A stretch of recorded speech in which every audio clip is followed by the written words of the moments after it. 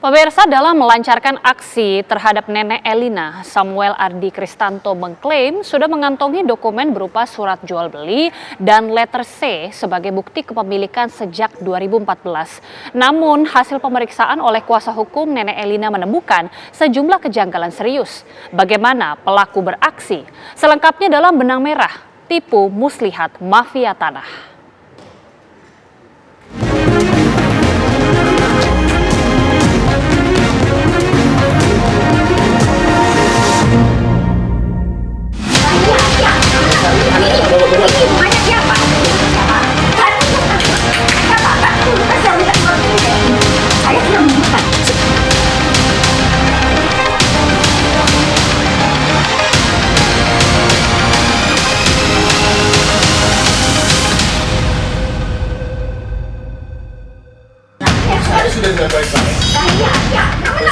Aksi pengusiran disertai kekerasan terhadap Nenek Elina Wijayanti oleh Samuel Ardi Kristanto di Surabaya, Jawa Timur mengundang kecaman publik. Samuel pun tak berkutik saat petugas di Treskrimum Polda Jatim menggelandangnya ke kantor polisi. Samuel kini menyandang status tersangka. Tak hanya berulah kasar, Samuel diduga juga berbuat culas mengakali Nenek Elina agar dapat menyerobot aset korban. Apa yang diperbuat tersangka tak ubahnya mafia tanah. Umumnya, mereka menargetkan orang-orang lemah sebagai mangsa. Kaum lanjut usia, janda atau duda sebatang kara, ahli waris yang terpecah, warga yang kurang paham hukum, sampai tanah yang sudah lama tidak didiami adalah beberapa target yang dibidik perampas tanah. Soal sistem sertifikasi tanah kita, apakah itu HGU, apakah itu hak milik dan girik dan sebagainya, itu tidak terlalu dipahami oleh masyarakat. Itu satu. Kedua, juga tidak ada upaya yang signifikan dari ATR BPN untuk menertibkan itu. Ketiga, terlalu banyak mafia tanah. Saya kalau dikontak kawan-kawan, dimintai pendapat atau bantuan untuk urusan tanah, saya paling tidak mau karena itu mafianya gila-gilaan di situ. Jadi seperti kasus Bu itu, ya itulah korban yang disasar memang lansia yang sudah hidup sendiri dan sebagainya.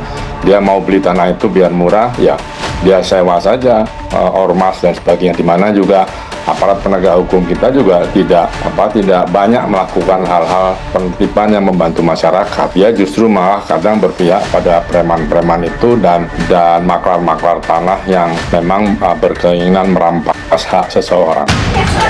Saat melancarkan aksinya, pelaku mengklaim mengantongi dokumen kepemilikan semisal sertifikat hak milik atau hak guna bangunan, akta jual beli, surat kuasa, sampai kwitansi jual beli yang lama. Padahal, bila ditelusuri lebih dalam, dokumen-dokumen tersebut potensial syarat cacat hukum. Umumnya, tanda tangan yang dibubuhkan palsu, identitas tidak sinkron, serta tahun, nomor, atau pejabat pembuat akta tidak masuk akal. Dalam kasus ini, akta jual beli yang dimiliki Samuel disebut asli, namun dinilai janggal karena ia bertindak sebagai penjual sekaligus pembeli aset. Pun, AJB tersebut terbit pada September 2025 atau setelah rumah dikosongkan pada bulan Agustus tahun yang sama. Ini sangat bergantung pada Kementerian ATR BPN bagaimana dalam menetapkan sertifikasi dan jenis-jenis sertifikasi dari tanah-tanah yang dimiliki atau dikuasai oleh masyarakat. Itu sekarang dari zamannya digital, harusnya itu bisa dilakukan, banyak sekali software bisa melakukan hal itu, tapi sampai hari ini saya belum melihat upaya keras dari ATR BPN untuk menetapkan hak kepemilikan tanah itu. Sertifikat, tapi hal ini sudah masuk ke proses hukum, pembuktian apakah akta jual, mohon maaf, bukan terkait dengan sertifikat, tapi akta jual beli. Maka mohon maaf, maka akta jual beli ini harus dibuktikan di pihak penyidik untuk memastikan bahwa apakah ini sudah benar-benar terjadi atau tidak. Tapi bagaimanapun itu, dengan pemaksaan yang dikeluarkan dari rumah ini, maka saya berharap kekerasan tidak terjadi di kota Surabaya. Karena Surabaya ini adalah rumah bagi semua seperti keluarga bersama yang ada di kota Surabaya. Sindikat tanah seperti Samuel rasa-rasanya mafhum betul memanfaatkan titik lemah administrasi. Dalam melancarkan aksinya, mereka kerap kong kali kong dengan pejabat pembuat akta akta tanah atau notaris bermasalah, juga proses di Badan Pertanahan Nasional BPN. Jalan lain, bisa pula mereka menggunakan data lama.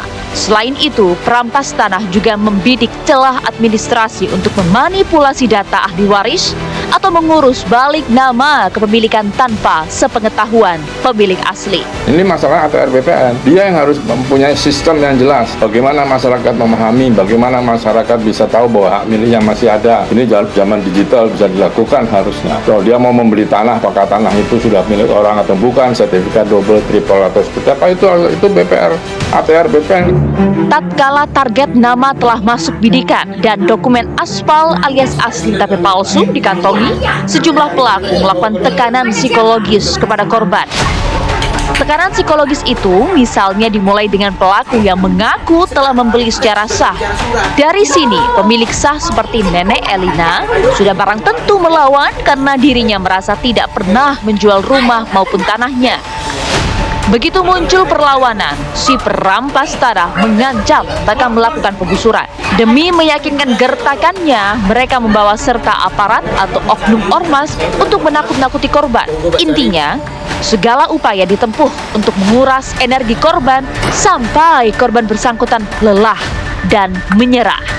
Serangkaian perbuatan jahat serupa ini tak hanya menyoal aspek hukum semata, tapi juga teror mental. Yang namanya organisasi masyarakat itu justru dia harus membantu pemerintah mendidik masyarakat, mengadvokasi masyarakat, bukan cara merampas seperti itu. Kalau itu kan sudah pidana, ya sudah lakukan tindakan, nggak usah kita bercerita macam-macam. Itu tindakan kriminal, tangkap. Dan itu sudah menghancurkan hak properti orang, itu dihancurkan. Terus bagaimana si nenek? Suruh dia mengganti. Jadi orang yang nyuruh membongkar si ormas itu, suruh dia ganti, kasih bangunan rumah buat si nenek itu. Pemerintah kota dengan hal ini, meskipun apakah tadi memiliki bukti kepemilikan AJB dan IJB, tetapi dengan model kekerasan, maka kita sebagai keluarga tidak akan pernah membiarkan itu. Kita harus tetap menjaga perdamaian, kedamaian, kenyamanan di kota Surabaya dan keamanan.